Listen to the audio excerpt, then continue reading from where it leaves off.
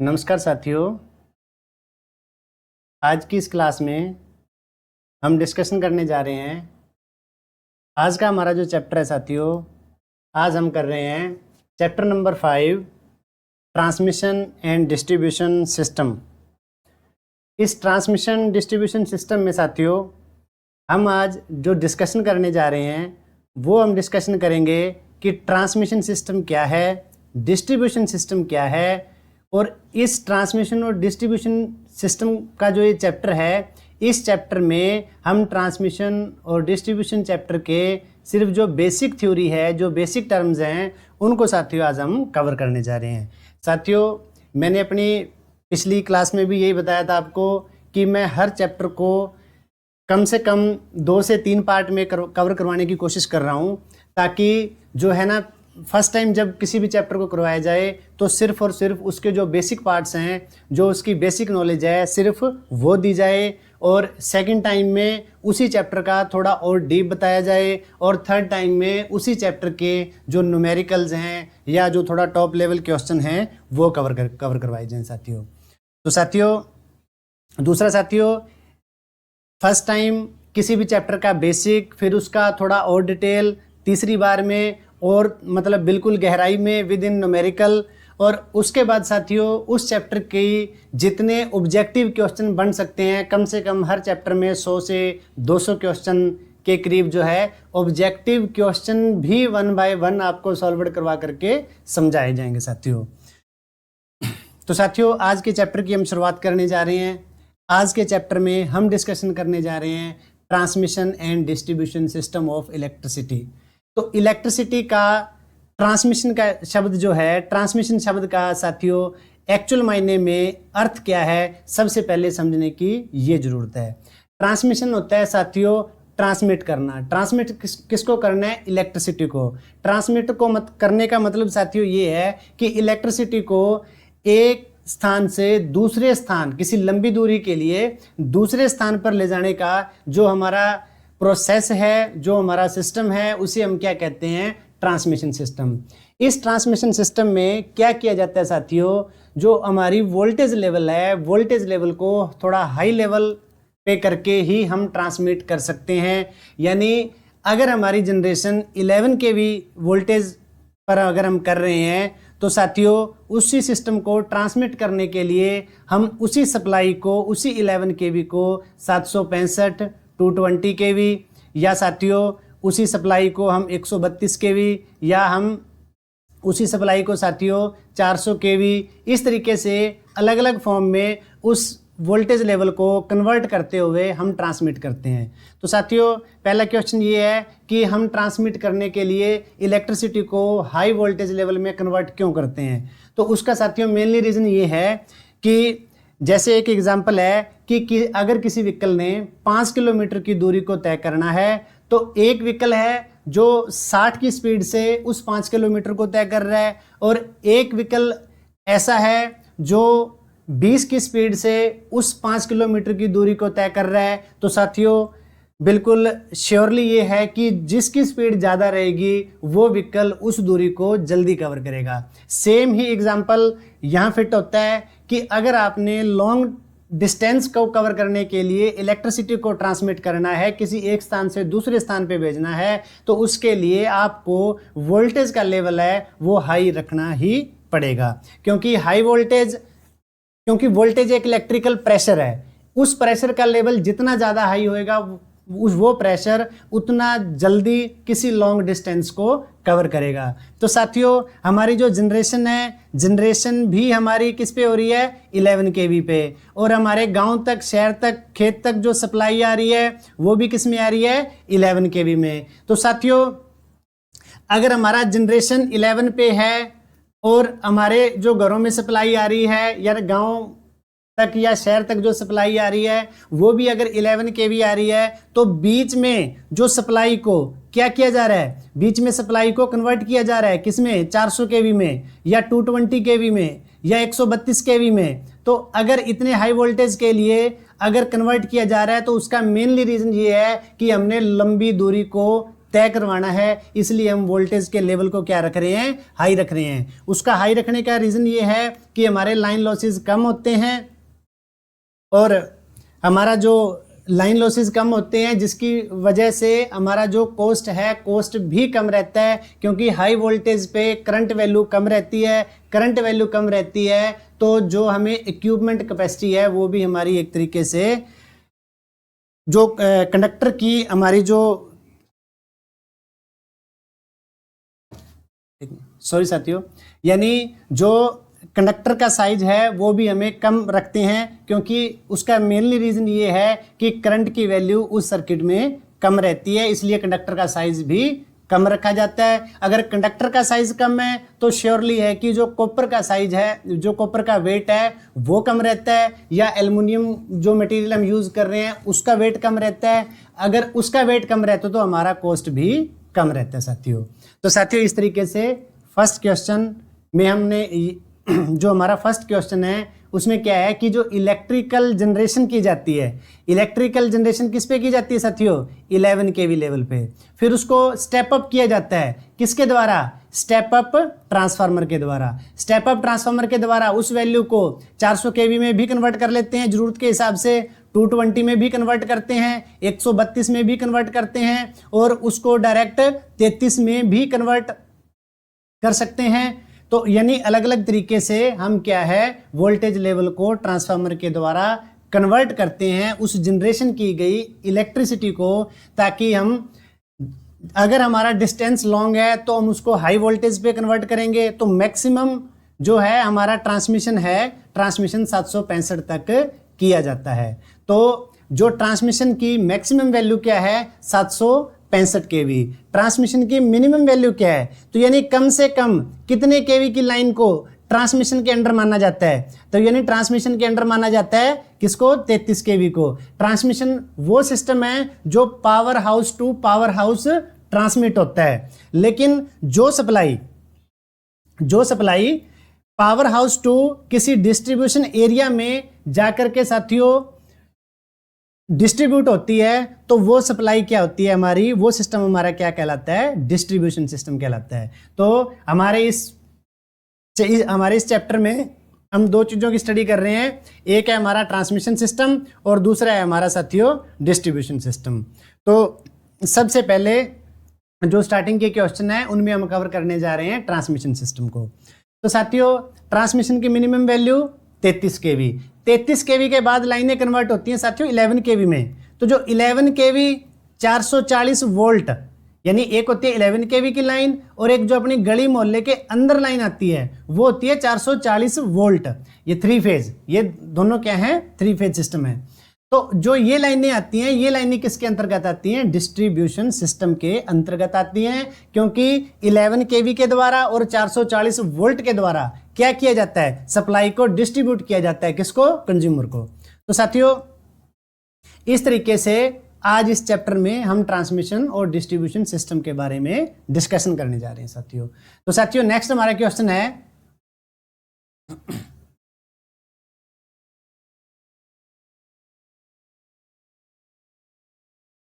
आगे साथियों, transmission line में जो सबसे ऊपर वाली वायर है वो कौन सी होती है, अर्थ वायर। यानी ये टावर है, ये एक ट्रांसमिशन लाइन है, इसका जो सबसे टॉप कंडक्टर होता है जो टावर के टॉप से रन होकर के जाता है, ये होती है हमारी साथियों अर्थ वायर। इस अर्थ वायर का क्या काम है, अगर लाइन के ऊपर आसमानी बिजली गिरती है तो सबसे पहले इस आसमानी बिजली को रोकने का काम कौन करती है, अर्थ वायर। तो अर्थ वायर का मेन काम क्या है, मतलब अर्थिंग के लिए तो प्रोटेक्शन, ट्रेवल के लिए तो ये कर ही रही है, साथ में ये किसकी प्रोटेक्शन कर रही है, आसमानी बिजली से लाइन की प्रोटेक्शन कर रही है। अगर फिर भी बाय द वे इस अर्थ वायर से टच ना होकर के जो हमारी आसमानी बिजली है, जो लाइटनिंग है, अगर वो फेज से टच हो जाती है, फेज में चली जाती है, तो फेज के थ्रू वो रन होती हुई कहाँ जाएगी, पावर हाउस में। तो पावर हाउस में जब कोई भी लाइन इंटर करती है तो सबसे पहला जो इक्विपमेंट लगा होता है साथियों वो लगा होता है एलए। एलए का मतलब है लाइटनिंग अरेस्टर। तो उस लाइटनिंग अरेस्टर का क्या काम है, वो आसमानी बिजली को अरेस्ट करने का साथियों काम करता है। तो इस तरीके से लाइन की प्रोटेक्शन के लिए अर्थ वायर और सब स्टेशन में लगे इक्विपमेंटों की प्रोटेक्शन के लिए किसका प्रयोग किया जाता है साथियों, एलए का प्रयोग किया जाता है। तो इस तरीके से जैसे आप इस डायग्राम में देख सकते हो कि सबसे टॉप में क्या है, अर्थ वायर, और ये है हमारे फेज, यानी ये आर, ये वाई और ये आर, ये वाई और ये बी। इसी तरीके से दूसरी साइड से भी एक आर और दूसरी साइड से फिर वाई और फिर ये बी, यानी एक ही टावर पे क्या हो रखा है, दो सर्किट जा रहे हैं, एक साइड आर वाई बी अलग लाइन और एक साइड आर वाई बी अलग लाइन जा रही है साथियों। तो इस तरीके से जो हमारी ट्रांसमिशन जो लाइनें हैं वो इस तरीके से ट्रांसमिट करती हैं इलेक्ट्रिकल सप्लाई को। तो सबसे टॉप का जो कंडक्टर होता है, टॉप का कंडक्टर क्या है, ये कंडक्टर, ये क्या है, अर्थ वायर, और टॉप का फेज कौन सा होता है, आर फेज। तो यानी सबसे ऊपर वाला फेज आर और सबसे ऊपर वाली वायर अगर क्वेश्चन आता है तो वो होती है साथियों अर्थ वायर। अब नेक्स्ट क्वेश्चन है साथियों कि ट्रांसमिशन लाइन में अर्थ वायर का क्या काम है। ये मैंने पहले क्लियर कर दिया आपको कि आसमानी बिजली से लाइन की सुरक्षा करता है। तो नेक्स्ट क्वेश्चन है साथियों, ट्रांसमिशन लाइन में जो हमारी क्रॉस आर्म है, क्रॉस आर्म किस पदार्थ की बनी होती है, स्टील पदार्थ की बनी होती है। तो क्रॉस आर्म क्या चीज है साथियों, जैसे ये आपका टावर है, ये टावर के साथ जो ये चीज है, जो साइड से इसकी बाजू निकली हुई है, ये क्या होती हैं, ये होती हैं किसी भी टावर की, या मतलब या वैसे पोल में भी क्रॉस आर्म होती हैं, तो टावर की ये क्या है, क्रॉस आर्म है। अब इन क्रॉस आर्म पे आगे क्या है, इंसुलेटर है, और इन इंसुलेटर के नीचे क्या है, हमारी लाइन अटैच है। तो इंसुलेटर क्या कर रहे हैं, इंसुलेटर लाइव पार्ट को इस अर्थ वाले पार्ट से, टावर से अलग करने का काम करते हैं। तो क्रॉस आर्म किस चीज की बनी होती है, स्टील पदार्थ की बनी होती है। क्रॉस आर्म किस चीज की बनी है, स्टील की बनी होती है साथियों। तो नेक्स्ट क्वेश्चन है साथियों, अब ट्रांसमिशन में जो ACSR कंडक्टर है, ठीक है, इस तरीके से ACSR जो हमारा कंडक्टर है, तो ACSR कंडक्टर में क्या है साथियों कि ऊपर की जो वायर है, ऊपर वाली जो लेयर है, ये है एल्युमिनियम के स्टैंड, और ये जो बीच वाले हैं ये है स्टील के स्टैंड। ये देखो साथियों, ये एल्युमिनियम स्टैंड और ये है स्टील स्टैंड, यानी अंदर तो है स्टील वायर और ऊपर है एल्युमिनियम की वायर। जो हमारी ट्रांसमिशन और डिस्ट्रीब्यूशन में जो कंडक्टर माने तार प्रयोग होती है, उसका एक्चुअल नाम क्या है, उसका एक्चुअल नाम है ACSR, aluminium conductor steel reinforced. क्या नाम है उसका, एल्युमिनियम कंडक्टर स्टील रेनफोर्स्ड। तो साथियों नेक्स्ट क्वेश्चन है बंडल कंडक्टर। बंडल कंडक्टर क्या चीज है, बंडल कंडक्टर का उपयोग ट्रांसमिशन लाइन में कोरोना प्रभाव को कम करने के लिए प्रयोग किया जाता है। सबसे पहले हमें यह पता होना चाहिए कि बंडल कंडक्टर क्या चीज है। तो बंडल कंडक्टर क्या चीज है, जैसे आप इस क्वेश्चन में देख सकते हो कि जो ये हमारी एक ट्रांसमिशन लाइन है, इस ट्रांसमिशन लाइन में ये देखो कि ये है बंडल कंडक्टर। बंडल कंडक्टर माने फेज एक ही है, लेकिन उस फेज को एक सिंगल वायर में से ना गुजार करके 2 या 3 या 4, माने मतलब 3 कंडक्टर का इकट्ठा बंडल बना दिया या 2 का। जैसे इस डायग्राम में आप देख पा रहे हो कि यहाँ 2 वायर को आपस में ज्वाइंट करके एक वायर बना दी, एक बंडल कंडक्टर बना दिया है।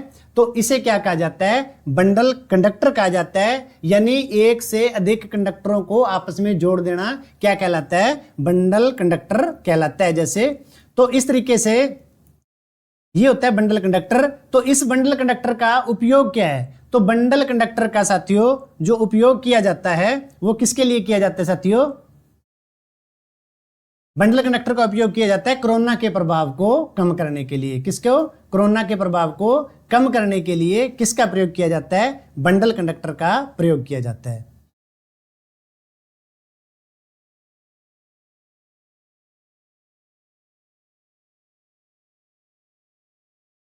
जैसे एक क्वेश्चन था नीचे कि बंडल कंडक्टर का प्रयोग ट्रांसमिशन लाइन में कोरोना प्रभाव, बंडल कंडक्टर मैंने आपको क्लियर कर दिया कोरोना प्रभाव क्या है साथियों, जो बड़ी टावर वाली हमारी ट्रांसमिशन लाइनें हैं, इन लाइनों में क्या होता है, जब हम लाइनों के नीचे से गुजरते हैं तो हमें एक हमिंग टाइप की आवाज सुनाई देती है, या मॉइस्चर का मौसम हो तो उस केस में हम देखते हैं कि कंडक्टर के चारों तरफ हमें एक लाइटिंग दिखती है, और उसी के साथ साथ हमें वहाँ क्या है, कंडक्टर के सराउंडिंग जो वो रिएक्शन हो रहा है, उस रिएक्शन के कारण क्या है, ओजोन गैस भी पैदा हो रही है।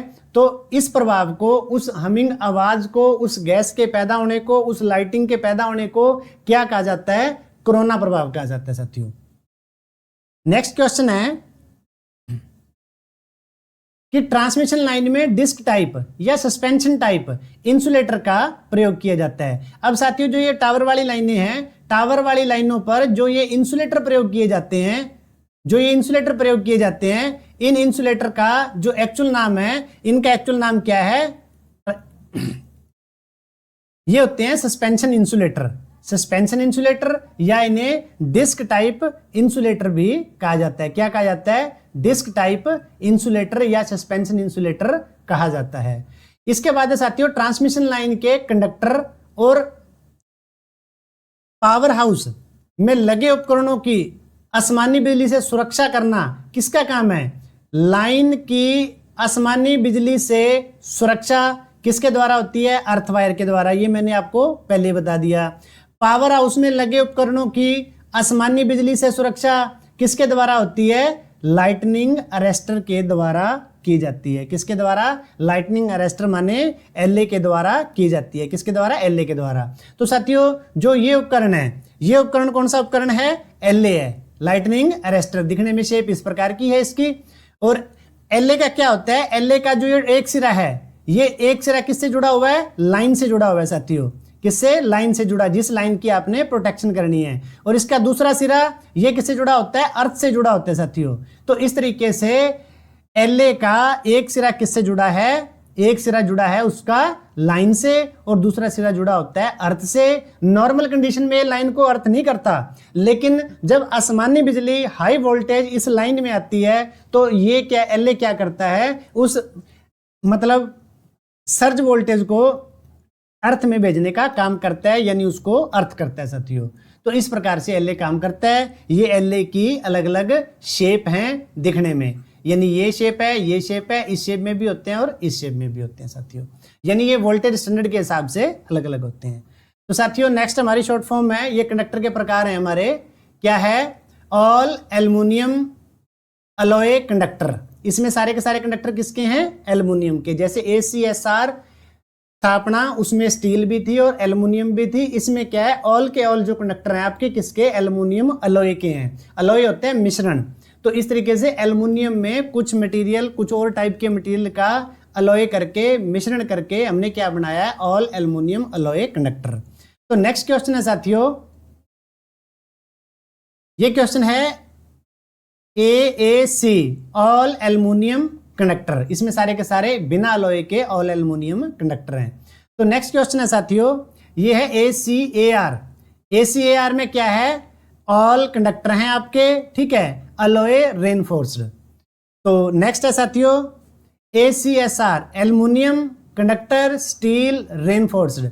यानी साथियों, ये मैं आपको जितनी भी शॉर्ट फॉर्म बता रहा हूं, ये सारी की सारी ट्रांसमिशन डिस्ट्रीब्यूशन में प्रयोग होने वाले जो हमारे कंडक्टर हैं, कंडक्टर के जो अलग अलग टाइप हैं, उनकी जो है मैं आपको ये शॉर्ट फॉर्म और फुल फॉर्म मैं आपको बता रहा हूं साथियों। तो साथियों, नेक्स्ट है कि ट्रांसमिशन लाइन में प्रयोग किए जाने वाले क्रॉस आर्म किस चीज के बने हैं, स्टील के पदार्थ के। ये हम क्वेश्चन पहले कर चुके हैं। अब पोल के ऊपर साथियों, पोल के ऊपर यानी डिस्ट्रीब्यूशन सिस्टम में पोल के ऊपर जो क्रॉस आर्म लगी होती है वो बनी होती है कास्ट आयरन की। वो किस चीज की बनी होती है साथियों, कास्ट आयरन की। नेक्स्ट क्वेश्चन है साथियों, जो हमारा ट्रांसमिशन सिस्टम है, ट्रांसमिशन लाइन में 3 फेज 3 वायर, यानी यहाँ फेज, माफ करना साथियों, जो ये फेज शब्द है ये यहाँ डबल हो रखा है, लेकिन इस शब्द का जो मीनिंग है, मीनिंग ये है कि ट्रांसमिशन लाइन में 3 फेज 3 वायर, यानी फेज भी 3 है और वायर भी 3 हैं। किस प्रकार से साथियों? इस प्रकार से कि 3 ही फेज हैं। ये जैसे मान के चलो 1 फेज, 2 फेज और ये इसका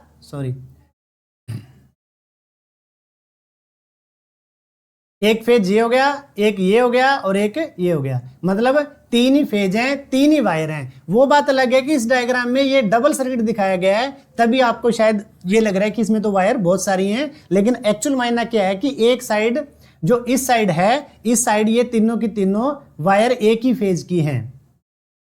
तो इस तरीके से जो हमारा ट्रांसमिशन सिस्टम है, ट्रांसमिशन सिस्टम में 3 फेज 3 वायर सिस्टम प्रयोग किया जाता है। लेकिन जो घरेलू डिस्ट्रीब्यूशन लाइन है, डिस्ट्रीब्यूशन लाइन में 3 फेज कौन से हैं? आर वाई बी और 4 वायर वायर 4 क्यों होगी भाई? क्योंकि डिस्ट्रीब्यूशन सिस्टम में आपको न्यूट्रल भी मिलती है, लेकिन पीछे जो हमारे फीडर आते हैं, टावरों पे जो लाइनें आती हैं, उनमें क्या है? उनमें सिर्फ 3 ही 3 फेज आते हैं, वहां न्यूट्रल नहीं आती। न्यूट्रल कहां मिलती है? जो अपने मोहल्ले का ट्रांसफार्मर होता है, उस ट्रांसफार्मर से जो वो ट्रांसफार्मर 11/440 वोल्ट का जो ट्रांसफार्मर हमने रखा हुआ है, वो क्या करता है? उसकी इनपुट में तो 3 वायर होती हैं। जो फीडर आपका कहां से आ रहा है? पावर हाउस से आ रहा है। उसमें तो क्या है? 3 ही वायर हैं, लेकिन वो ट्रांसफार्मर क्या कर रहा है? आगे वो ट्रांसफार्मर उनको 3 फेज के साथ चौथी न्यूट्रल वायर भी निकाल रहा है। इसलिए डिस्ट्रीब्यूशन सिस्टम में क्या हो जाता है? 3 फेज 4 वायर सिस्टम हो जाता है। तो इस तरीके से पहले वाले क्वेश्चन का मीनिंग ये था कि जो ट्रांसमिशन सिस्टम है, ट्रांसमिशन सिस्टम में 3 फेज 3 वायर सिस्टम प्रयोग होता है, और डिस्ट्रीब्यूशन सिस्टम में क्या प्रयोग होता है साथियों? 3 फेज 4 वायर सिस्टम प्रयोग होता है। नेक्स्ट क्वेश्चन है साथियों, 2 पोलों के बीच की दूरी, 2 पोल हैं, इनके बीच की दूरी, इसको क्या कहा जाता है? स्पेन कहा जाता है, या फिर पोल पिच कहा जाता है। पिच शब्द का अर्थ भी दूरी होता है, और स्पेन का अर्थ भी दूरी होता है। किसके बीच में? 2 पोलों के बीच में। तो नेक्स्ट क्वेश्चन है साथियों, 2 पोलों के बीच बने कंडक्टर के झोल को क्या कहा जाता है? सैग कहा जाता है। अब देखो, ये लेंथ अलग है, ये लेंथ अलग है, क्योंकि ये झोल में है, ये लेंथ ज्यादा है। स्पैन है, स्पैन क्या है? स्पैन भाई कम है इसका।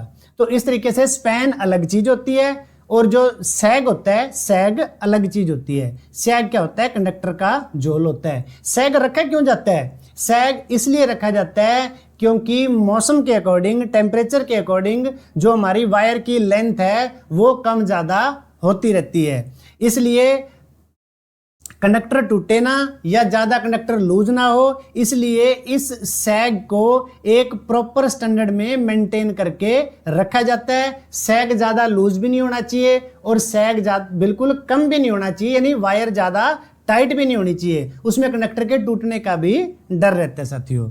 और सैग को अगर ज्यादा लूज कर दिया तो फिर जो है ना, फेजों का आपस में शॉर्ट होने का भी डर रहता है। तो अब जो ये झोल है, इस झोल को क्या कहते हैं? सैग कहते हैं साथियों। अब जो ये सैग निर्भर करता है, जितनी ज्यादा पोलों के बीच की दूरी को बढ़ाओगे उतना सैग बढ़ेगा। कंडक्टर का जितना भार बढ़ाओगे, जितना जो ये कंडक्टर है, ये जितना ज्यादा भारी होएगा उतना ज्यादा सैग होएगा, उतना ज्यादा ये कंडक्टर झोल मारेगा। और जितना इन पोलों के बीच की दूरी को आप बढ़ाते जाओगे उतना ज्यादा सैग ये बढ़ता जाएगा साथियों। तो ये अपना क्वेश्चन था। नेक्स्ट क्वेश्चन है कि फीडर का एक सिरा किससे जुड़ा हुआ है? फीडर का एक सिरा किससे जुड़ा होता है? पावर हाउस से जुड़ा होता है, और दूसरा सिरा किससे जुड़ा होता है? डिस्ट्रीब्यूशन लाइन से जुड़ा होता है। अब साथियों, इस क्वेश्चन को समझने की कोशिश करो कि ये कोई एक पावर हाउस है, इस पावर हाउस से कोई एक लाइन आ गई आपके गांव तक। गांव में क्या होता है? हर मोहल्ले का अलग अलग ट्रांसफार्मर रखा होता है। वो उस ट्रांसफार्मर की जो कैपेसिटी होती है वो 11/440 वोल्ट की होती है साथियों। तो अब इस 440 वोल्ट से आगे जो लाइन जाती है विद न्यूट्रल, वो होती है हमारी डिस्ट्रीब्यूशन लाइन। तो अब वो जो डिस्ट्रीब्यूटर लाइन होती है, तो अब हमारा फीडर क्या है? फीडर ये है, फीडर वो लाइन है जो क्या है? 11 kV की लाइन है। अब जो ये 11 kV की लाइन एक साइड तो जुड़ी हुई है ये पावर हाउस से, दूसरी साइड जुड़ी हुई है ये इस डिस्ट्रीब्यूशन लाइन से इस ट्रांसफार्मर के थ्रू। तो इस तरीके से हमारा जो फीडर है, फीडर का एक सिरा यानी फीडर उस लाइन को कहा जाता है जो चलता पावर हाउस से है, यानी उसकी स्टार्टिंग कहां से होती है, आपके नजदीकी 33 केवी, 66 केवी या 132 केवी से जो आपकी 11 केवी की लाइन आ रही है, उसकी शुरुआत कहां से होती है, उसकी शुरुआत होती है पावर हाउस से, उस 11 केवी लाइन की, और आकर के वो जुड़ती कहां है, आपके गली मोहल्ले के ट्रांसफार्मर के साथ। तो इस तरीके से फीडर का एक सिरा किससे जुड़ा होता है, फीडर का एक सिरा पावर हाउस से जुड़ा होता है और दूसरा सिरा डिस्ट्रीब्यूशन लाइन से जुड़ा होता है। अब नेक्स्ट क्वेश्चन है साथियों, डिस्ट्रीब्यूशन लाइन। डिस्ट्रीब्यूशन लाइन वो है जो आपकी गली में आई हुई है, वो आपकी गली में जो लाइन आई है उसका एक सिरा बिजली घर से आने वाले फीडर के साथ जुड़ा हुआ है और दूसरा सिरा सर्विस मेन से जुड़ा हुआ है। तो सर्विस मेन क्या होता है, आपके घर के नजदीक जो पोल लगा हुआ है गेट के नजदीक, तो उस पोल से जो केबल का टुकड़ा नीचे उतार करके जिसमें आप एनर्जी मीटर लगा रहे हो, इस केबल के टुकड़े को क्या कहा जाता है, सर्विस मेन कहा जाता है साथियों। इसे क्या कहा जाता है, सर्विस मेन। अब जो ये सर्विस मेन है ये किससे जुड़ा हुआ है, सर्विस मेन जुड़ा हुआ है आपकी गली में आने वाली लाइन के साथ। तो ये क्या है, ये डिस्ट्रीब्यूशन लाइन है। तो ये डिस्ट्रीब्यूशन लाइन किससे जुड़ी हुई है, एक साइड से तो जुड़ी हुई है सर्विस मेन के साथ, और दूसरा ये जाकर के आगे जुड़ती है आपके गली मोहल्ले के जो 11 केवी ट्रांसफार्मर है उसके साथ जाकर के जुड़ती है। तो 11 केवी किससे जुड़ा हुआ है, फीडर से जुड़ा हुआ है। तो यानी दूसरी भाषा में कहें तो डिस्ट्रीब्यूशन लाइन का एक सिरा किससे जुड़ गया, जाकर के ट्रांसफार्मर के थ्रू फीडर से, और दूसरा सिरा किससे जुड़ गया, सर्विस मेन से। तो इस तरीके से आपको ये चीजें क्लियर होनी चाहिए, क्योंकि साथियों ये क्वेश्चन अब देखने में आसान लग रहे हैं, लेकिन जब आप ऑब्जेक्टिव फॉर्म में इन क्वेश्चन को करोगे तब पता चलता है कि ये क्वेश्चन कितने डीप और कितने क्रिटिकल जोन में जाते हैं, जिससे मतलब जिन क्वेश्चनों को समझना काफी मुश्किल हो जाता है साथियों बाद में। अब साथियों नेक्स्ट क्वेश्चन है डिस्ट्रीब्यूशन लाइन। जो डिस्ट्रीब्यूशन लाइन जो मतलब अपने गली मोहल्ले में आने वाली लाइन है वो निर्धारित कैसे की जाती है, उसका वो डिपेंड करती है वोल्टेज ड्रॉप के ऊपर।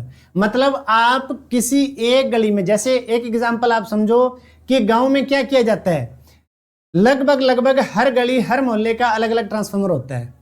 ऐसा क्यों नहीं किया जाता कि पूरे गांव का मतलब पूरे गांव को सिर्फ दो ही पार्ट में डिवाइड किया हमने, और दो पार्ट में डिवाइड करके उसमें सिर्फ पूरे गांव में हमने 11 केवी के हाई कैपेसिटी के हमने सिर्फ दो ही ट्रांसफार्मर रख दें, ठीक है। तो उसकी जो आउटपुट 440 है उसको पूरे गांव में रन करवा दें, लेकिन ऐसा पॉसिबल नहीं है, क्योंकि सिर्फ दो ही ट्रांसफार्मर रखने से उस ट्रांसफार्मर और लास्ट तक पहुंचने वाले कंज्यूमर यानी घर के बीच में दूरी ज्यादा हो जाएगी। इसलिए हर गली के ट्रांसफार्मर अलग अलग रखे जाते हैं ताकि कंज्यूमर तक पहुंचने वाली जो हमारी 440 वोल्ट है ना, उस 440 वोल्ट की जो दूरी है वो कम से कम होनी चाहिए। दूरी कम क्यों कर रहे हैं, क्योंकि वोल्टेज ड्रॉप कम से कम हो। अगर आप ये सोचो कि सिर्फ एक ही ट्रांसफार्मर लगा करके उसी की 11/440 को आप पूरे गांव में घुमा दोगे तो साथियों वोल्टेज ड्रॉप बहुत ज्यादा हो जाएगा। इसलिए जो डिस्ट्रीब्यूशन लाइन है वो किस सिद्धांत पे काम करती है, वोल्टेज ड्रॉप के सिद्धांत पर काम करती है। लेकिन साथियों पावर हाउस से आने वाला जो फीडर है, ठीक है, उसकी क्षमता किस पे निर्भर करती है, उसकी क्षमता निर्भर करती है करंट कैपेसिटी पर। क्योंकि पावर हाउस में जो फीडर होता है वो जब सप्लाई से वीसीबी के द्वारा ऑन किया जाता है तो उसकी जो कैपेसिटी है वो कैपेसिटी किस में दिखाई जाती है, करंट कैपेसिटी में दिखाई जाती है कि इस फीडर पे 100 एम्पियर लोड चल रहा है या 200 एम्पियर चल रहा है या इसके ऊपर 250 एम्पियर लोड चल रहा है। तो फीडर की क्षमता किस में निर्धारित होती है, करंट में। डिस्ट्रीब्यूशन लाइन की क्षमता किस में निर्धारित होती है, वोल्टेज ड्रॉप में। नेक्स्ट क्वेश्चन है साथियों, जो हमारे पोल होते हैं अगर हैं हमारे लकड़ी के पोल तो दोनों पोलों के बीच की दूरी होनी चाहिए 40 से 60 मीटर। साथियों ये पीछे अपना क्रॉस आर्म का क्वेश्चन आया था, तो लकड़ी वाले पोल की ये क्रॉस आर्म होती है। जिस तरीके से स्टील टावर में मैंने आपको बताया था उसी तरीके से जो 11 केवी के पोल हैं इनकी भी क्रॉस आर्म होती है इस टाइप से साथियों। वुडन पोल में 40 से 60। इसके बाद है साथियों स्टील पोल में। स्टील पोल में जो दूरी है वो 80 से कितनी है, 100 मीटर की। ये स्टील पोल है और ये स्टील पोल की क्या है, क्रॉस आर्म। ये क्या है, क्रॉस आर्म। ये है उसके इंसुलेटर, ये है कंडक्टर और ये पूरा का पूरा पोल है। इसके बाद है नेक्स्ट है साथियों कि जो हमारा आरसीसी पोल है, आरसीसी पोल में जो पोल पिच है, दो पोलों के बीच की दूरी जो है वो है 60 से 80 मीटर। वैसे साथियों एक संभावित क्वेश्चन, बड़ा सिंपल क्वेश्चन आपको बहुत जगह देखने और पढ़ने को मिलता है कि किन्हीं दो पोलों के बीच की दूरी, यानी डिस्टेंस है बिटवीन टू पोल्स, ठीक है, तो दो पोलों के बीच की दूरी का जो एक्चुअल स्टैंडर्ड है, ठीक है, वो कितना है, 67 मीटर, 220 फुट, 220 फुट होता है और 67 मीटर होता है। ये एक एक्चुअल स्टैंडर्ड है। लेकिन साथियों जब आप ये बात करते हैं कि लकड़ी के पोल, स्टील के पोल, आरसीसी पोल, तो उस हिसाब से जो उनके बीच की जो वो दूरी है, जो पोल पिच है, वो साथियों चेंज हो जाता है। तो इस तरीके से हम मतलब अगर कहीं ऐसा क्वेश्चन आए तो आपने साथियों उस क्वेश्चन का भी इस तरीके से याद रखना है। तो साथियों नेक्स्ट क्वेश्चन है कि स्टील टावर में जो पोल पिच है वो कितना है, 100 से 300 मीटर होता है साथियों। किसमें, स्टील टावर में, जो टावर की लाइनें हैं उनमें। तो साथियों नेक्स्ट है लकड़ी के पोल की ऊंचाई। लकड़ी के पोल की ऊंचाई, अब देखो पहले हम कर रहे थे पोलों के बीच की दूरी, अब हम कर रहे हैं पोलों की हाइट। तो पोलों की हाइट में क्या है, 9 मीटर से 11 मीटर की जो ऊंचाई के हैं वो क्या प्रयोग किए जाते हैं, लकड़ी के पोल प्रयोग किए जाते हैं। तो नेक्स्ट है साथियों आरसीसी पोल किस प्रकार के होते हैं भाई, जिनको हम ये पत्थर वाले पोल बोल देते हैं, मतलब एक तरीके से लोकल लैंग्वेज में। तो ये जो पत्थर वाले पोल हैं इन्हें क्या कहा जाता है, आरसीसी पोल कहा जाता है। तो आरसीसी पोल की जो ऊंचाई है वो 11 मीटर से 13 मीटर की होती है। तो नेक्स्ट है साथियों स्टील पोल की ऊंचाई। स्टील पोल की ऊंचाई, स्टील पोल कौन से साथियों, स्टील पोल आपके ये हैं। स्टील टावर साथियों अलग हैं, टावर होते हैं ये और पोल होते हैं ये। जो पोल की शेप में है वो स्टील पोल है और जो टावर की शेप में है तो वो क्या आते हैं, आपके स्टील टावर होते हैं साथियों। तो इस तरीके से स्टील टावर की ऊंचाई मतलब 20 मीटर से ऊपर की होती है साथियों। तो नेक्स्ट क्वेश्चन है साथियों वीसीबी वैक्यूम सर्किट ब्रेकर। जिस प्रकार से घरों में सप्लाई को ऑन ऑफ करने के लिए और शॉर्ट सर्किट या फॉल्ट की कंडीशन में सर्किट को ऑटोमेटिक ट्रिप करने के लिए हम घरों में किसका प्रयोग करते हैं, एमसीबी का। उसी प्रकार से पावर हाउस में 11 केवी 33 या 132 केवी की लाइनों को ऑन ऑफ करने के लिए किसका प्रयोग किया जाता है, मतलब 11 केवी के लिए किया जाता है वीसीबी का प्रयोग। तो वीसीबी का प्रयोग जब हम करते हैं साथियों तो वीसीबी कर क्या रही है, वीसीबी क्या कर रही है कि जैसे आपके ये 3 फेज हैं, अब 3 फेजों की सप्लाई को हमें दिन में कई बार मतलब कनेक्ट भी करना पड़ता है और साथियों डिस्कनेक्ट भी करना पड़ता है। कनेक्ट डिस्कनेक्ट का हमारा मतलब हमें करना पड़ता है। तो जैसे ये कॉन्टैक्टर आपस में टच होते हैं या फिर अलग होते हैं तो इस पोर्शन में क्या होता है, बहुत ज्यादा स्पार्किंग पैदा होती है। इस स्पार्किंग का कारण क्या है, इस स्पार्किंग का कारण ये है कि जब ये कॉन्टैक्टर नजदीक आने लगते हैं तो इनके बीच एयर गैप होता है। वो एयर गैप किसमें, एक कंडक्टर के रूप में कन्वर्ट हो जाता है। तो जिसकी वजह से बहुत ज्यादा यहाँ क्या पैदा होती है, स्पार्किंग पैदा होती है साथियों। इस स्पार्किंग को खत्म करने के क्या तरीके हैं, एक तो ये है कि जो ये एयर बीच में कंडक्टर बन करके स्पार्किंग पैदा कर रही है, इस एयर को खत्म कर दो। इस एयर को खत्म करने का क्या किया, इस एयर को खत्म करने के लिए इन कंडक्टर को हमने डाल दिया एक ट्यूब में। किसमें डाल दिया, एक ट्यूब में डाल दिया। इस ट्यूब में डालने के बाद क्या होता है, जब ये ट्यूब क्या है, ये ट्यूब है वैक्यूम। वैक्यूम में माने निर्वात, निर्वात माने बिना हवा की। ये क्या है, बिना हवा की एक ट्यूब है, इस ट्यूब के अंदर डाल दिया। अब जब कंडक्टरों को इस ट्यूब के अंदर ऑन ऑफ किया जाता है तो स्पार्किंग पैदा कौन करवा रही थी, बीच की एयर। लेकिन अगर अब एयर ही नहीं है तो यहां किसी प्रकार की कोई स्पार्किंग पैदा नहीं होगी। तो यानी ये स्पार्किंग को खत्म करने के अलग अलग जो है तरीके, अलग अलग स्टैंडर्ड प्रयोग किए जाते हैं। उसी के आधार पे हमारी अलग अलग सर्किट ब्रेकर हमारे बने हुए हैं साथियों। तो इसी प्रकार से एक प्रकार है वीसीबी, दूसरा है air circuit breaker. Air circuit breaker में क्या किया जाता है, कोई ट्यूब नहीं प्रयोग की जाती, कंडक्टर को जिस चैम्बर में रखा जाता है, तीनों कंडक्टर को जिस चैम्बर में रखा जाता है, जब वो कंडक्टर ओपन क्लोज होते हैं, अलग होते हैं या आपस में जुड़ते हैं, तो उस टाइम एक ऊपर सिलेंडर पिस्टन होती है, एक सिलेंडर होता है एयर का, वो क्या करता है, एक हाई प्रेशर इन कंडक्टर के ऊपर डालता है। कब? जब इसका ऑपरेशन होता है, जब ये ऑन होते हैं या फिर ये ऑफ होते हैं, तो उस स्थिति में ये वो क्या करता है कि इनके ऊपर एक एयर प्रेशर डालता है। वो एयर प्रेशर क्या कर रहा है, इस स्पार्किंग को खत्म करने का काम करता है साथियों। तो साथियों एक टाइप हो गया वैक्यूम सर्किट ब्रेकर, एक हो गया एयर सर्किट ब्रेकर। और नेक्स्ट है साथियों, हमने क्या किया कि हमने ये तीनों कंडक्टर जो हैं, तीनों कंडक्टर हमने किसमें डाल दिए, एक चैम्बर में, और इस चैम्बर को पूरा का पूरा किससे भर दिया, तेल के साथ भर दिया साथियों। किसके साथ? इंसुलेटिंग ऑयल के साथ भर दिया। तो अब इस स्पार्किंग को खत्म करवाने का काम कौन करेगा? पहले वाले में निर्वात ट्यूब कर रही थी, दूसरे वाले में एयर कर रही थी, तीसरे वाले में जो आपका ऑयल है, ऑयल इस स्पार्किंग को खत्म करने का काम करेगा। इस प्रकार से हमारा ऑयल सर्किट ब्रेकर काम करता है। तो एक गैस सर्किट ब्रेकर भी होता है, जिसमें इस पूरे के पूरे चैम्बर में क्या भरी होती है, SF6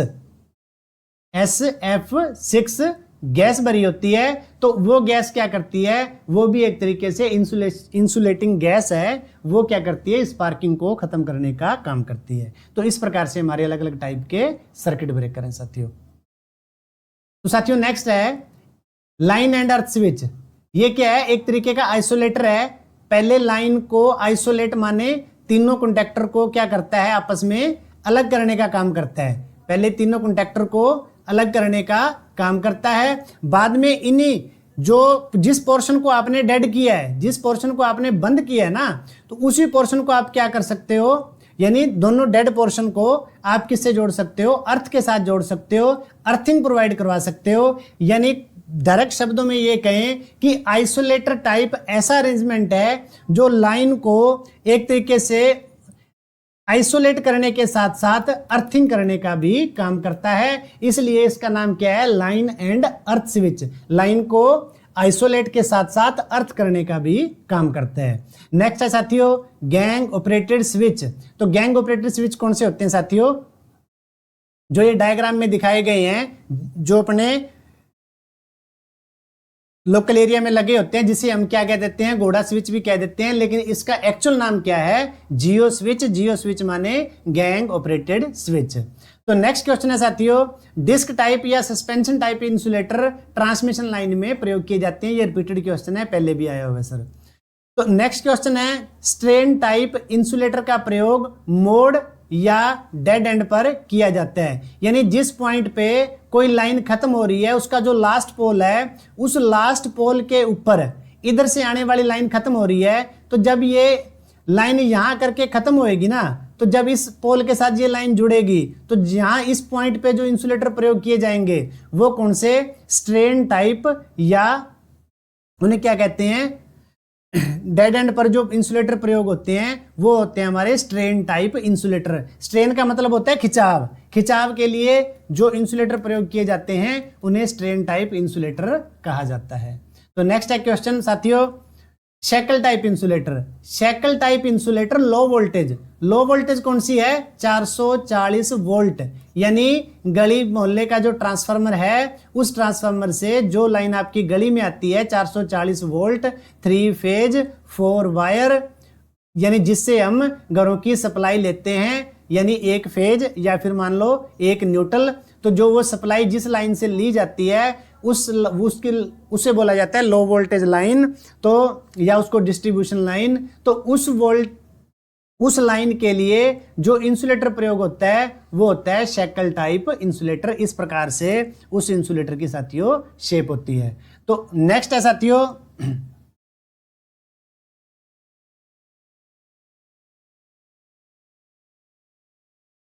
शैकल टाइप हो गया। इसके बाद है egg type. Egg type insulator जो है या स्टे इंसुलेटर।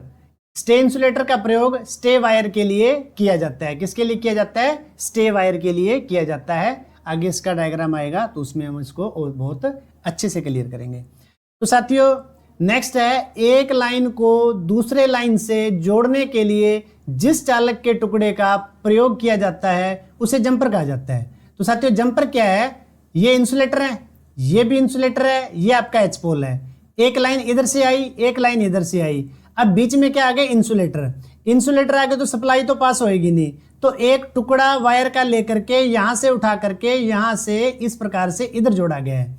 तो जो ये तार का टुकड़ा है, एक जैसे अलग अलग फेजों के अलग अलग लगते हैं, जैसे इसका ये है, इसका ये है और इसका ये है, तो इस प्रकार से ये क्या है, ये वायर के टुकड़े क्या कहलाते हैं, जंपर कहलाते हैं। तो नेक्स्ट है साथियों लाइन कंडक्टर। जो लाइन के कंडक्टर हैं अपने, जो ये कंडक्टर है या टावर वाली लाइनों पे जो हमारे तारें प्रयोग होती हैं, तो लाइन कंडक्टर किस चीज का बना है, ACSR पदार्थ का बना हुआ है साथियों। तो नेक्स्ट है साथियों पिन टाइप इंसुलेटर, यानी पावर हाउस से जो 11 kV लाइन आती है या फिर किसी 33 kV पावर हाउस में जो 33 kV की लाइन आती है, और इन लाइनों पे जो इंसुलेटर प्रयोग होते हैं वो कौन से होते हैं, पिन टाइप इंसुलेटर प्रयोग किए जाते हैं साथियों। नेक्स्ट क्वेश्चन है स्टे वायर।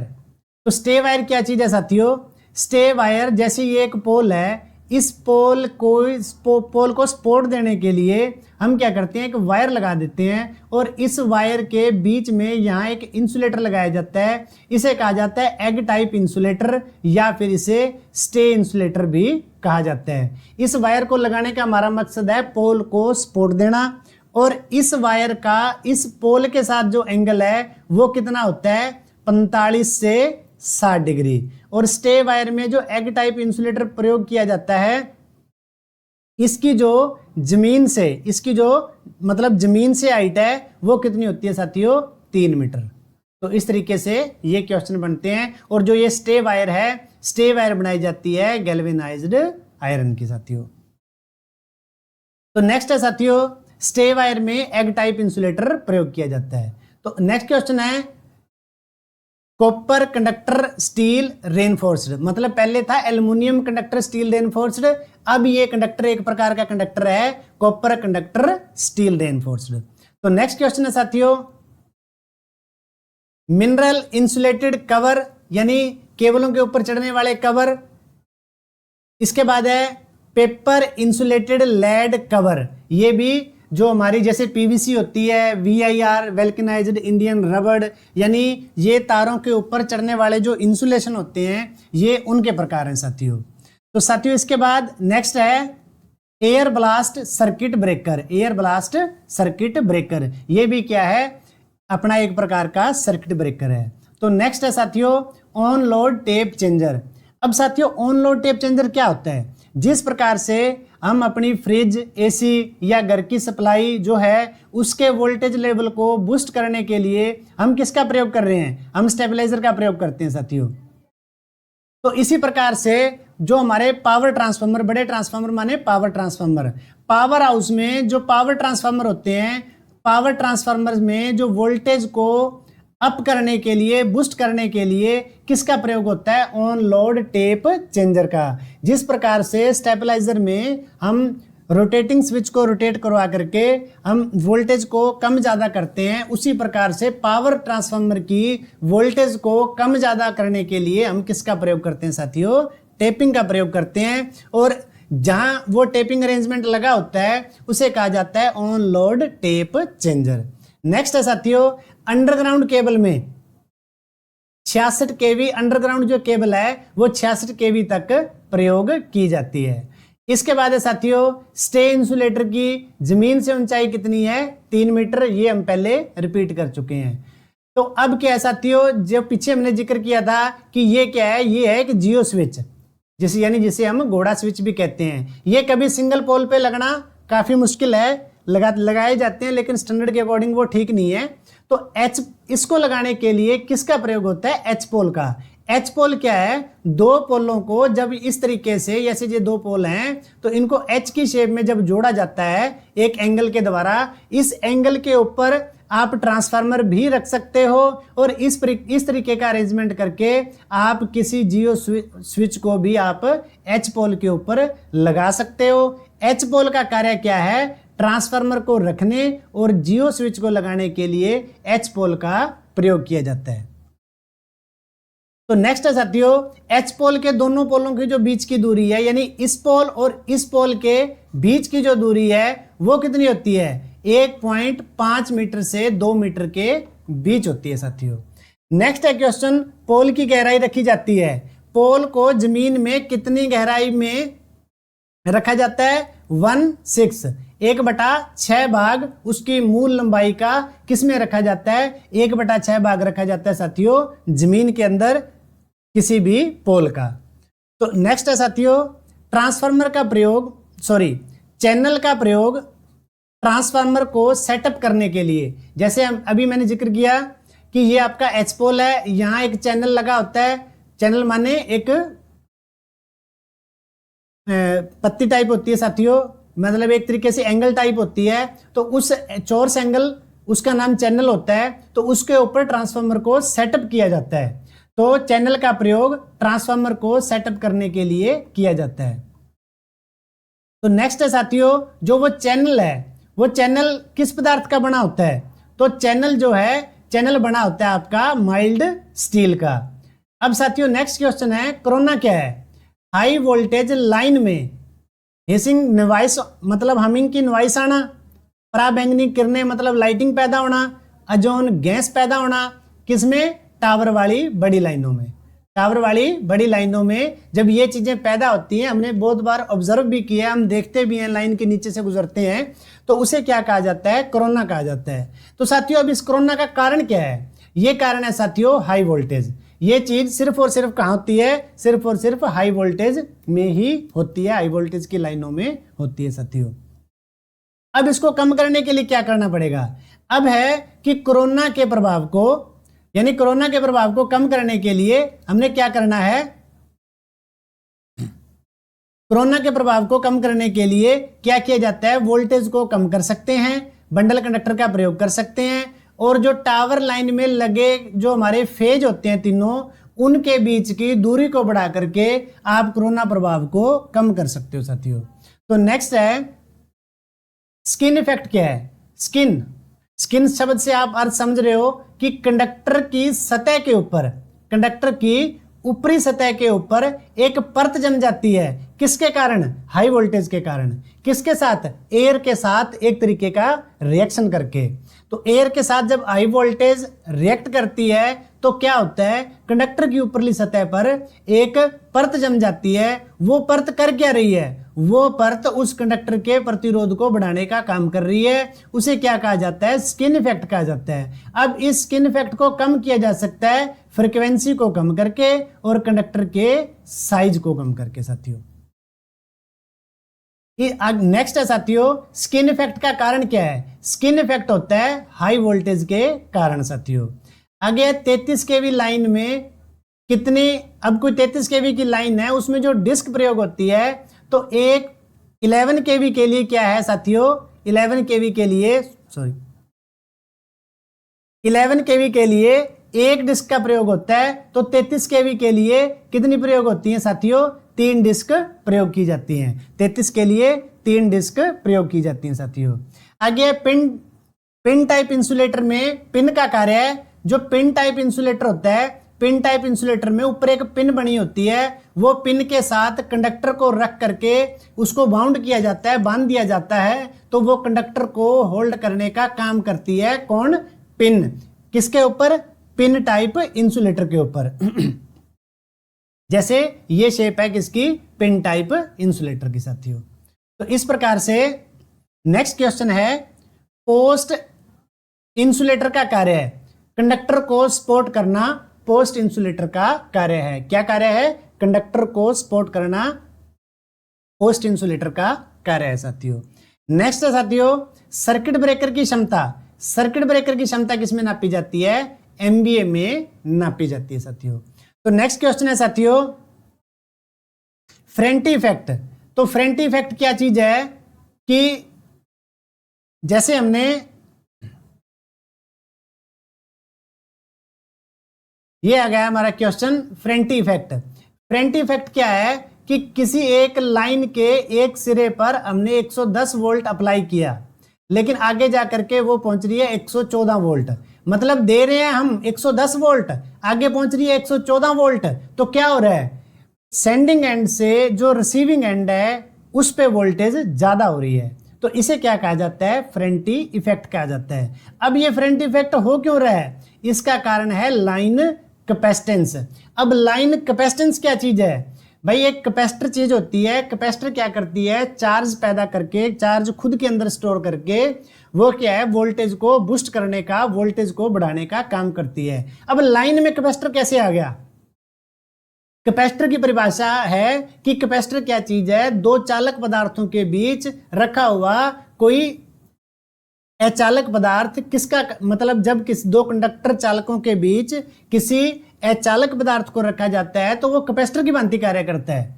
तो इस प्रकार से हमारी एक लाइन है, अब लाइन के 3 कंडक्टर हैं, 3 कंडक्टर तो चालक हैं, लेकिन बीच में जो एयर गैप है ये क्या है, कुचालक है। तो यानी यहां भी शर्त पूरी हो रही है कि दो चालकों के बीच कोई अचालक, और यहां भी शर्त पूरी हो रही है दो चालकों के बीच कोई कुचालक पदार्थ।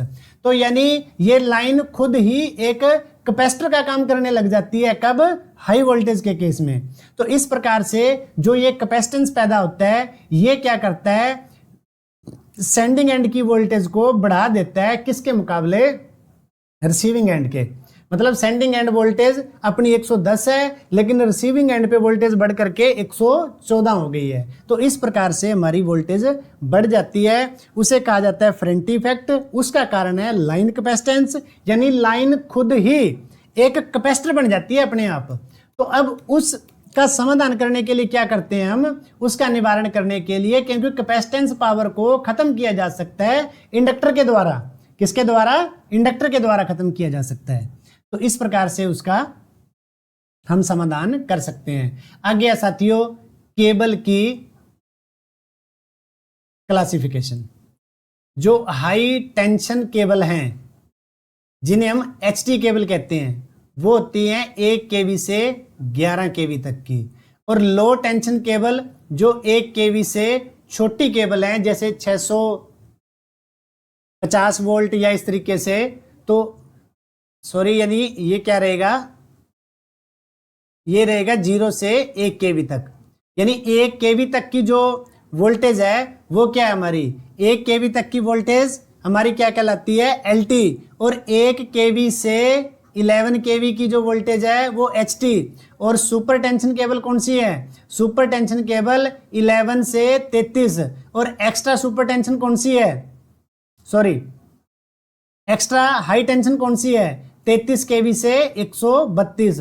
और एक्स्ट्रा सुपर टेंशन केबल उन्हें का वो होती हैं जो 132 केवी से ऊपर के लिए, ऊपर की वोल्टेज के लिए प्रयोग की जाती हैं, वो होती है एक्स्ट्रा सुपर टेंशन केबल।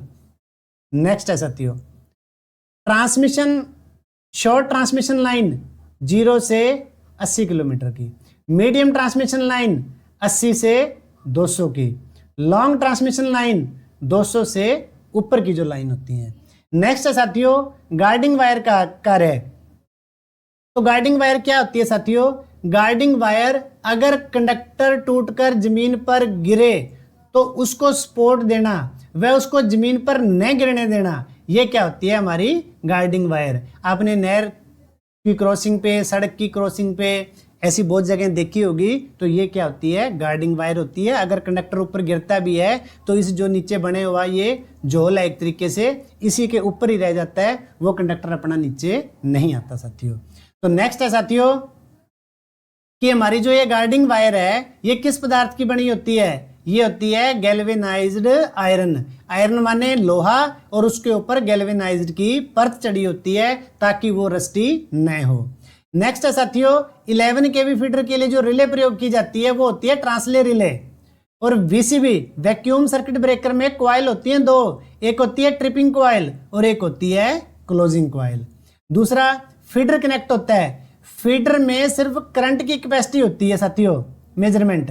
इसलिए जो फीडर कनेक्ट होता है, फीडर होता है सिर्फ और सिर्फ सिटी से कनेक्टेड होता है, क्योंकि उसकी ट्रिपिंग जो मैकेनिज्म है वो सिर्फ और सिर्फ उसकी सिटी से जुड़ा होता है। इसलिए फीडर, इस क्वेश्चन में ये पूछा गया कि फीडर सिटी से कनेक्टेड है या पीटी से, तो ये मतलब ये कनेक्ट होता है सिर्फ और सिर्फ सिटी से कनेक्ट होता है। तो साथियों ऐसे ऐसे क्वेश्चन जब ऑब्जेक्टिव में आते हैं तब इन चीज़ों का हमें अच्छे से क्लियर होता है। इसलिए इन क्वेश्चनों को मतलब मैंने कोशिश की है गहराई में इस तरीके से समझाने की।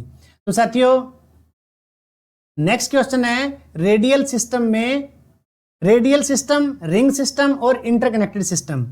पावर हाउस की सप्लाई को, साथियों जो पावर हाउस की सप्लाई है इसको डोमेस्टिक एरिया यानी डिस्ट्रीब्यूशन सिस्टम के लिए, यानी किसी गांव में भेजना, किसी शहर में भेजना, किसी इंडस्ट्री के लिए, किसी एपी खेत के लिए, एपी सप्लाई के लिए भेजना, तो इसके लिए क्या होता है कि अलग अलग तरीके हैं, अलग अलग रास्ते हैं, अलग अलग विकल्प हैं आपके पास। पहला विकल्प ये है जिसे हम क्या कहते हैं, रेडियल सिस्टम कहते हैं, जिसमें पावर हाउस से एक है, उससे सप्लाई उठाई, सीधी जा करके आपने कंज्यूमर को दे दी, किसको दे दी, लोड पे दे दी। तो अब इस केस में क्या होता है साथियों, इस केस में सप्लाई सोर्स भी एक है और रास्ता भी एक है। अगर इस सप्लाई सोर्स में फॉल्ट आ गया तो भी सप्लाई नहीं पहुंचेगी, अगर इस रास्ते में फॉल्ट आ गया, इस फीडर में लाइन में फॉल्ट आ गया तो भी सप्लाई पहुंचने का अपने पास कोई विकल्प नहीं है। अब दूसरा है रिंग सिस्टम। रिंग सिस्टम में क्या है, पावर हाउस एक है लेकिन फीडर मान लो इस लोड तक, इस लोड तक, इस लोड तक जो सप्लाई पहुंचने के तरीके हैं ना, सबके पास दो दो तरीके हैं। अगर ये सप्लाई यहां फॉल्ट आकर के सप्लाई यहां फेल हो जाती है तो सप्लाई इधर से घूम करके इधर भी जा सकती है। अगर यहां फॉल्ट आ जाता है तो इसके पास सप्लाई यहां से घूम करके ऐसे आ सकती है। तो यानी रिंग मेन सिस्टम वो होता है जिसमें सप्लाई सोर्स एक है लेकिन रास्ते अनेक हैं आपके पास, मतलब रास्ते दो हैं या दो से अधिक होते हैं। तो इस केस में अगर एक लाइन में फॉल्ट आता है तो दूसरे रास्ते से आप सप्लाई दे सकते हो। तीसरा सिस्टम होता है आपका इंटरकनेक्टेड सिस्टम। इंटरकनेक्टेड सिस्टम में एक पावर हाउस ये है और एक पावर हाउस ये है। तो इस प्रकार से अगर इस पावर हाउस में फॉल्ट आता है तो दूसरी सप्लाई आपको इससे मिलेगी। अगर इस एरिया में फॉल्ट आता है, लाइन में फॉल्ट आता है, तो फिर आप सप्लाई यहां पहुंचाने के लिए इस पावर हाउस का प्रयोग कर सकते हो। यानी फीडर आपको, आपके पास सप्लाई पहुंचाने के तरीके भी दो हैं। अगर यहां फॉल्ट है, इसके पास सप्लाई पहुंचानी है तो सप्लाई इधर से भी आ सकती है। और इस तरीके से आप अगर इसमें इस मतलब इस जगह फॉल्ट है तो सप्लाई को घुमा करके आप ऊपर से भेज सकते हो। यानी क्या है, इसमें सोर्स दो हैं और रास्ते अनेक हैं साथियों। तो इस प्रकार से नेक्स्ट क्वेश्चन है हमारा, रेडियल सिस्टम में उपभोक्ता, जो पहले वाला था भाई, उपभोक्ता एक ही फीडर से जुड़ा होता है। रिंग सिस्टम में उपभोक्ता दो फीडर से जुड़ा होता है लेकिन दोनों में पावर हाउस एक ही है। इंटरकनेक्टेड सिस्टम में उपभोक्ता अनेक फीडरों से जुड़ा होता है और सप्लाई सोर्स भी कितने होते हैं, दो होते हैं साथियों। अब है इंटरकनेक्टेड सिस्टम सबसे अच्छा सिस्टम है भाई। अच्छा इसलिए ही है कि आपके पास क्या है, सप्लाई सोर्स भी दो हैं, ठीक है, और रास्ते भी अनेक हैं। यानी एक साइड फॉल्ट होने पे आप दूसरी साइड से रिकवरी कर सकते हो। नेक्स्ट है साथियों, हाई वोल्टेज में, हाई वोल्टेज किसे कहा जाता है भाई, जो एचवी की वोल्टेज होती है, जो 11 केवी लेवल की वोल्टेज होती है। इसमें वेरिएशन, वेरिएशन किसका होता है साथियों, वोल्टेज के कम ज्यादा होने का, माने प्लस माइनस होने का जो वेरिएशन है 11 केवी में, एचवी में, वो होता है 10 से 12। कितना होता है वो, 10 से 12% होता है। यानी 11 केवी की वोल्टेज 10% बढ़ भी सकती है और 10% कम भी हो सकती है। यानी दोनों ही केस में सिस्टम इसको अलाउ करेगा, सिस्टम आपका ट्रिप नहीं होएगा। लेकिन साथियों ये केस था एचवी का, लेकिन अब बात करते हैं एलवी की। अगर साथियों एलवी सिस्टम है आपका, अगर एलवी सिस्टम में जो वेरिएशन है, एलवी सिस्टम कौन सा है साथियों, 440 वोल्ट वाला, तो इसमें वेरिएशन कितना है, इसमें भाई जो ये 440 वोल्ट कम हो, कितनी कम हो, इतनी ही कम हो कि इसकी टोटल की 5% या 6% ही कम हो। ज़्यादा हो तो कितनी हो, सिर्फ 5 से 6% ही ज़्यादा हो, इससे ज़्यादा नहीं होनी चाहिए, उसको सिस्टम अलाउ नहीं करेगा, उससे हमारे लॉसेज होते हैं साथियों। तो नेक्स्ट क्वेश्चन है साथियों, लॉन्ग ट्रांसमिशन। लॉन्ग ट्रांसमिशन कितनी थी भाई, लॉन्ग ट्रांसमिशन 200 किलोमीटर से लंबी लाइनें, उसके लिए क्या प्रयोग होती है, इंपीडेंस रिले। अब साथियों रिले क्या चीज है जैसे एक होता है फ्यूज, एक होती है एमसीबी और एक होती है साथियों रिले। अब जो पीछे अपने सर्किट ब्रेकर किए हैं, सर्किट ब्रेकर को जो ट्रिप करवाने का काम करती है, सीबी को जो ट्रिप करवाने का काम करती है, वो भी रिले ही करती है फॉल्ट की कंडीशन में। अब ये तीनों क्या करते हैं, तीनों ये सिस्टम को ट्रिप करवाने का काम करते हैं फॉल्टी कंडीशन में ऑटोमेटिक। लेकिन भाई जो फ्यूज है, फ्यूज टाइम कंज्यूमिंग ज्यादा है, लॉसेज भी ज्यादा है। लेकिन एमसीबी में फ्यूज के मुकाबले टाइम कंज्यूमिंग कम है और लॉस भी कम है। लेकिन रिले का तो साथियों क्विक ऑपरेशन है, मिली सेकंड में रिले काम करती है और साथ के साथ सिस्टम को ट्रिप करवाने का काम करती है। इस प्रकार से ये हमारी लॉन्ग ट्रांसमिशन लाइन के लिए इंपीडेंस रिले प्रयोग की जाती है। तो नेक्स्ट है साथियों मीडियम ट्रांसमिशन लाइन के लिए।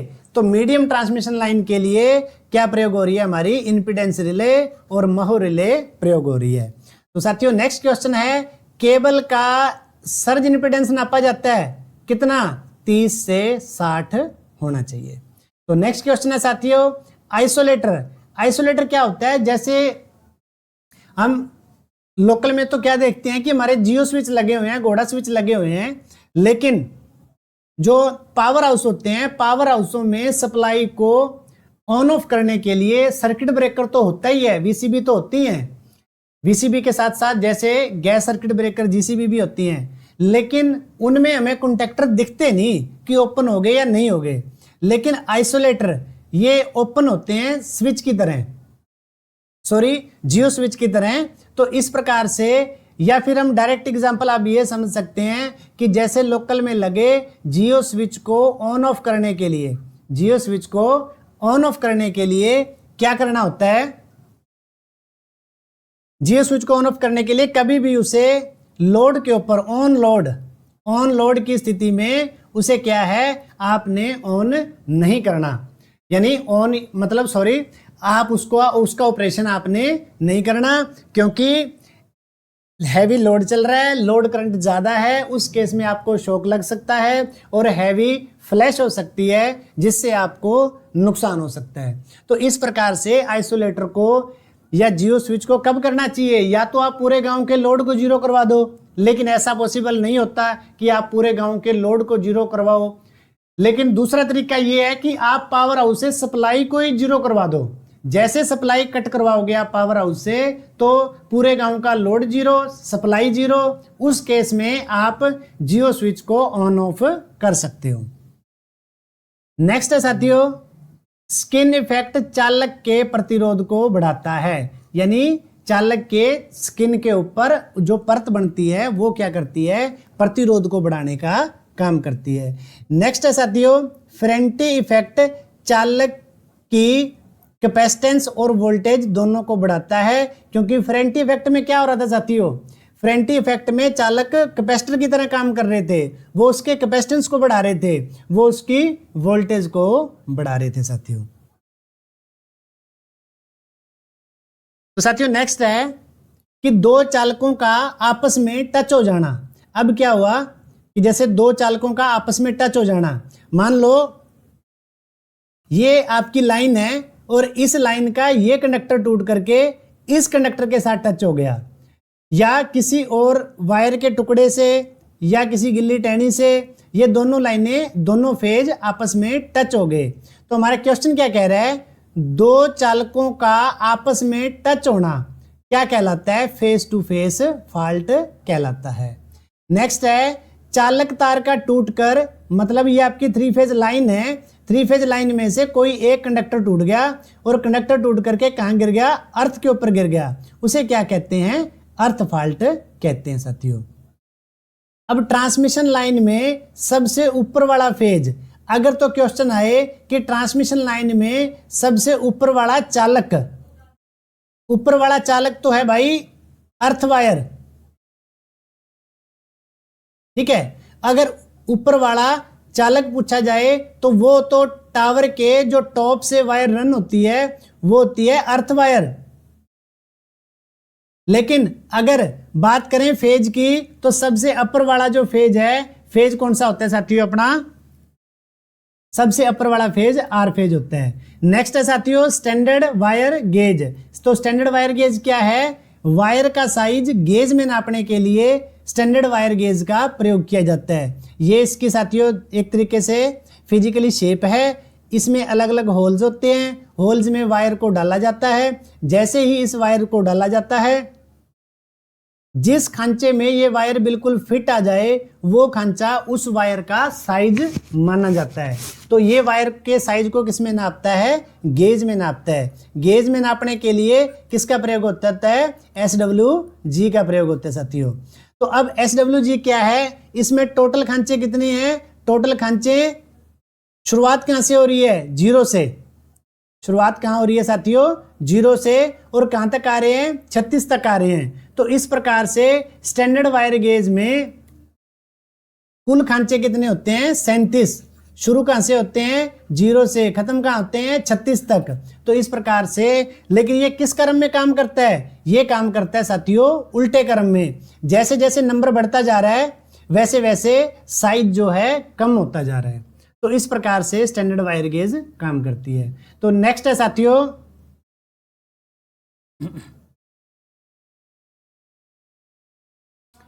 तो नेक्स्ट क्वेश्चन है साथियों, ये हमारा स्टैंडर्ड वायर गेज क्लियर हो गया।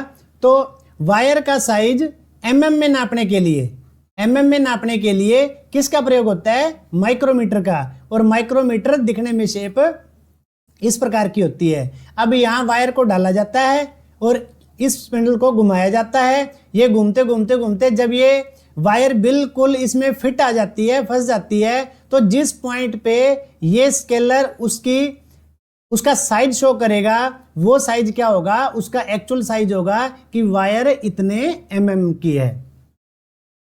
नेक्स्ट है साथियों वायर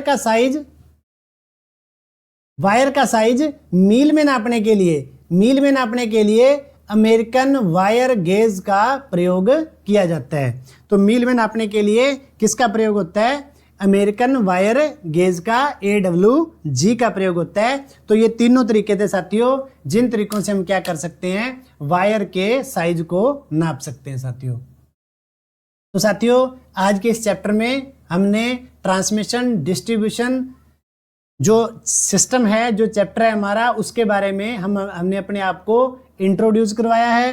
तो साथियों नेक्स्ट जो ट्रांसमिशन डिस्ट्रीब्यूशन की सेकंड क्लास रहेगी, जो जिसमें ट्रांसमिशन डिस्ट्रीब्यूशन जो चैप्टर है ये करवाया जाएगा। तो इसमें क्या है, उस चैप्टर का नाम रहेगा transmission distribution system detail theory. इसका नाम है transmission distribution system basic theory. यानी अब हमने सिर्फ इसका बेस क्लियर किया है, नेक्स्ट में हम उसको डिटेल में कवर करेंगे। और उसके बाद साथियों जैसे जैसे हम पूरे सिलेबस का एक बार पहले हम बेसिक कवर कर रहे हैं, बेसिक के बाद हम उस पूरे सिलेबस के हर चैप्टर को हम डिटेल वाइज कवर करेंगे। और उसके बाद फिर हमारी जो ऑब्जेक्टिव प्रैक्टिस रहेगी, ऑब्जेक्टिव प्रैक्टिस में भी 1 बाय 1 क्वेश्चन को समझाया जाएगा, हर ऑब्जेक्टिव के बैकअप की थ्योरी को बताया जाएगा। तो इस प्रकार से हम कवर करते हुए पूरी थ्योरी को कवर करेंगे। और साथियों से मेरी फिर गुजारिश है कि अगर किसी साथी का ये सवाल है कि जो ये डाटा है, ये डाटा मिलेगा कहाँ से, तो साथियों मेरी गुजारिश ये है कि आप इस डाटे के जो है ना अपने अच्छे से हैंड रिटन नोट्स तैयार करें, क्योंकि नोट्स तैयार करने के बाद आपको बार बार वीडियो देखने की जरूरत नहीं रहेगी, आप इसको बहुत अच्छे से टैली कर सकते हो। तो साथियों आज की क्लास के लिए इतना ही, धन्यवाद।